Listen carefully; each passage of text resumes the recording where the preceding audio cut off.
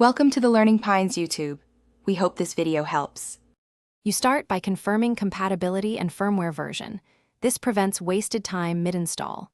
Once confirmed, remove the RAID egg cover and clean the contact surface with a lint-free cloth, making sure no residue remains. Next, position the stopper on the egg seam and loosely attach the primary clip.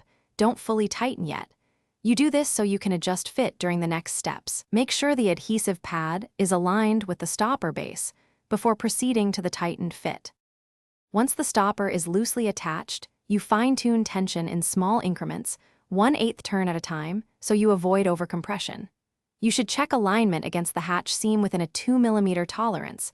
That precision prevents accidental slippage.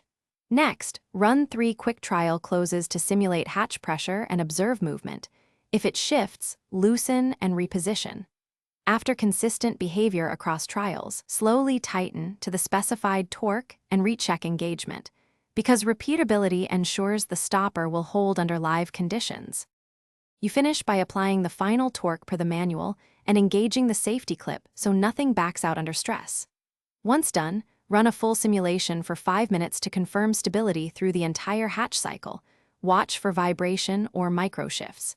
If things go wrong, stop immediately and inspect the padding and adhesive for wear or contamination. A common fix is replacing the adhesive pad or recentering the stopper. Do that before retesting, and make sure to log torque values for future reference. Thanks for watching. Consider subscribing if we helped you.